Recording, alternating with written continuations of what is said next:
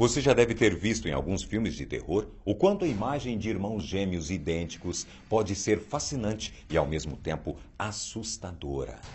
Existem diversas histórias de irmãos gêmeos que já trocaram de lugar em prisões, guerras e que se comunicavam por um idioma que somente eles entendiam.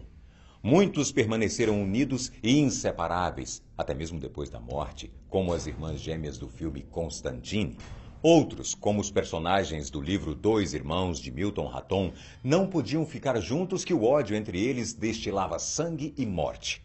Mas, entre tantas histórias diferentes, uma se destacou. Duas meninas, unidas em um mundo cheio de segredos, onde apenas seus diários e obras literárias perturbadoras as conectavam de alguma forma com a realidade.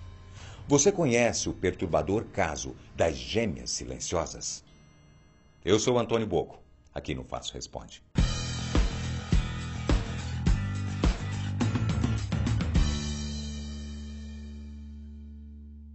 June e Jennifer Gibbons são duas irmãs gêmeas idênticas que nasceram em 1963, no Caribe.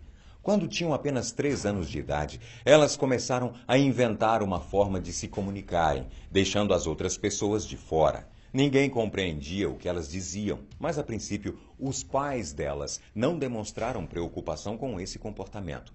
Após alguns anos, o pai delas, membro da Força Aérea Real Britânica, recebeu uma transferência de país e então a família se mudou para o país de Gales, no Reino Unido. Aos 5 anos, quando as gêmeas passaram a frequentar a escola, elas foram qualificadas como muito tímidas e, apesar de continuarem utilizando a linguagem secreta entre elas, os colegas de sala não pareciam se incomodar com o comportamento delas. Mas, quando completaram 9 anos de idade, tudo mudou. Elas precisaram mudar de colégio e lá elas eram as únicas meninas negras que frequentavam. Na época, isso já era uma razão para que as pessoas as olhassem de forma diferente, pois o racismo era ainda mais comum.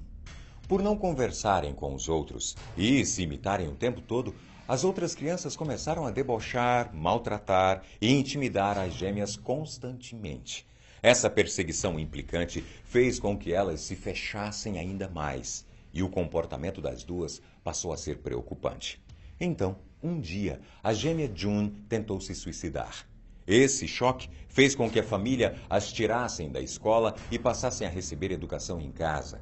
Para encontrar consolo e diversão, elas passaram a ler bastante e a escrever histórias também. Todas falavam sobre jovens, violência, sexo, tabus e comportamentos criminosos.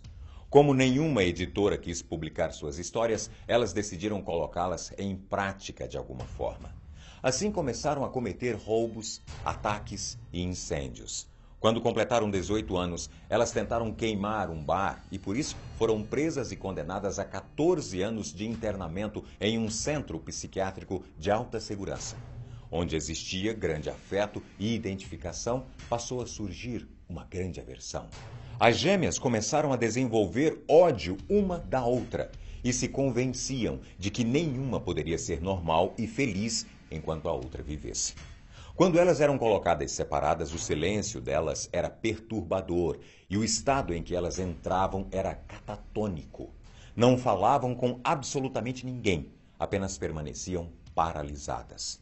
O jornalista Marjorie Wallace, do jornal The Sunday Times, conseguiu cobrir o caso delas na mídia e, por isso, elas passaram a ser conhecidas como as Gêmeas Silenciosas. Em uma das matérias publicadas no jornal, Wallace afirmou que as meninas tinham um acordo feito entre elas. Se uma morresse, a outra deveria começar a falar com as outras pessoas e viver uma vida normal. Isso não estava distante de acontecer. No início de 1993, as gêmeas foram transferidas para um outro hospital de segurança mínima. Quando entraram na ambulância, elas não demonstraram nada de estranho, nem medo, nem raiva. Mas, ao chegarem ao destino delas, Jennifer estava morta. Na autópsia, comprovava-se que não houve nenhum tipo de violência, nem lesões ou envenenamento. A razão para Jennifer ter morrido de forma tão súbita foi por causa de uma miocardite aguda. Pouco tempo depois, June afirmou para a imprensa que se sentia livre. Hoje, ela conversa com as pessoas, relaciona-se em comunidade e, no ano 2000, foi diagnosticada sem nenhuma desordem psiquiátrica. Ela deixou o hospital psiquiátrico e leva uma vida totalmente normal no país de Gales. Incrível essa história, não é? Eu sei. E você? Conhece alguma história sobre gêmeos que já te surpreendeu? Conta aqui pra gente. Até o próximo vídeo.